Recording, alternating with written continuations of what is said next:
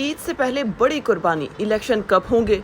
बड़ी खबरें आना शुरू हो गई जो आपके होश उड़ा देंगी। नाजरीन, 3 बड़ी अहम सियासी खबरें हम आपको बताने वाले हैं, लेकिन उन खबरों से पहले कमोबेश हमें कई मैसेजेस आए कि अवाम क्यों चीख रही है और अवाम के साथ कौन ज्यादती कर रहा है, कौन अवाम पर जुल्म ढा रहा है। आज मार्केट के अंदर, चौकों चौराहों, गली मोहल्लों में हर जगह लोग हुकूमत को बद्दुआएं दे रहे हैं और उस पर लान तान भी कर रहे हैं।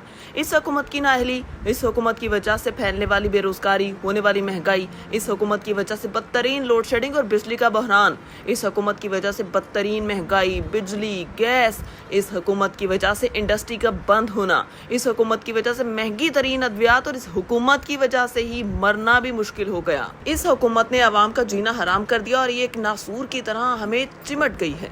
इसहाक डार, शहबाज पीर, सबके सब नाकाम हो गए और इन सब के पल्ले कुछ नहीं रहा। कोई एक भी कामयाब नहीं हो सका और पाकिस्तान के हालात दिन ब दिन खराबी की जानिब जा रहे हैं। अब पाकिस्तान के लिए बड़े बड़े दावे करने वाले हुक्मरान, अरस्तु हुक्मरान और अपने आप में चैंपियन बनने वाले हुक्मरान, सारी सियासी जमातों का इत्तेहाद मिलकर एक मकसद के हसूल के लिए काम कर रहा है, मगर इस सारे अरसे में आवाम को एक रिलीफ नहीं मिल सका और आवाम को एक सुख का सांस नहीं लेने दिया जा रहा। इसी खौफ में ये अपने सियासी हरीफों को सियासी तौर पर खत्म करना चाहते हैं और उनको किसी तरह इक्तदार मुंतकिल नहीं करना चाहते, अपनी करप्शन छुपाना चाहते हैं। इसी खौफ से इलेक्शन से भागना भी चाहते हैं। इसी खौफ की वजह से अपने मुखालफिन पर झूठी FIR दर्ज करवाते हैं, उन पर झूठे मुकदमात दर्ज करवाते हैं और उनको जेल में सड़ने के लिए छोड़ देते हैं और मुस्तकिल अपनी साजिशों से अवाम पर मुसल्लत रहने की नाकाम कोशिश कर रहे हैं। मगर अब इस हुकूमत के दिन खत्म हो चुके और उल्टी गिनती शुरू हो चुकी। अब जो मर्जी कर लें, अवाम ने उनको बिल्कुल मुस्तरद कर दिया कि पाकिस्तान की अवाम को ये पूछने का हक नहीं कि बिजली क्यों महंगी है, क्या ये भी पूछने का हक नहीं कि पूरी दुनिया में पेट्रोल की कीमतें नीचे और पाकिस्तान में कीमत उस तरह बरकरार है और अवाम महंगा पेट्रोल खरीदने पर मजबूर है।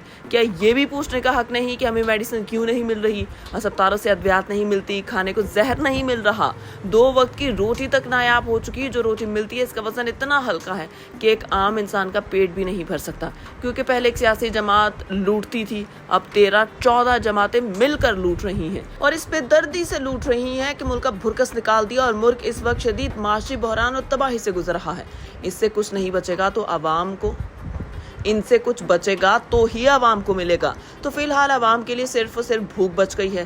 ये हैं वो मैसेजेस जो हमें आ रहे हैं और हम आप तक पहुंचाना अपनी जिम्मेदारी समझते हैं। और अब बात कर लेते हैं इलेक्शन कब होंगे। गुज़श्ता रोज इलेक्शन एक्ट की सेक्शन 57-58 से तरमीम करके सदर मुमलिकत से इख्तियार ले लिया गया।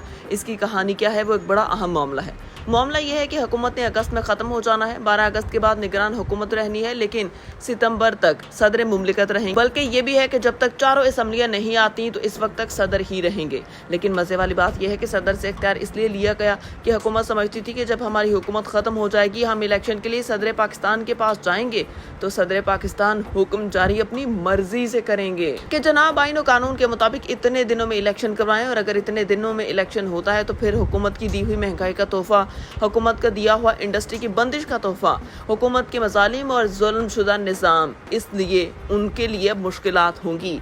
ये हुकूमत इमरान खान की हुकूमत से कई गुना महंगाई करके, डॉलर महंगा करके, पेट्रोल महंगा करके, कई गुना ज़्यादा महंगी अद्वियात करके, हुकूमत हर चीज़ को महंगा करके इलेक्शन में जाने से डर रही है। खबर यह है कि इलेक्शन अक्टूबर में नहीं होंगे, हुकूमत नवंबर में इलेक्शन करवाएगी। हुकूमत समझ रही है कि हम नवंबर में सियासी तौर पर मजबूत हो जाएंगे और फिर इलेक्शन करवाएंगे, जबकि कुछ हल्के मार्च में इलेक्शन में जाना चाहते हैं। नोट कर लें, हुकूमत नवंबर में और कुछ हल्के मार्च में इलेक्शन के हवाले से सोच विचार कर रहे हैं। इसीलिए सदर पाकिस्तान का इख्तियार खत्म करके इलेक्शन कमीशन का इख्तियार अपना लिया गया, ताकि इलेक्शन कमीशन को कंट्रोल करके तारीख इस हिसाब से बनवाई जाए।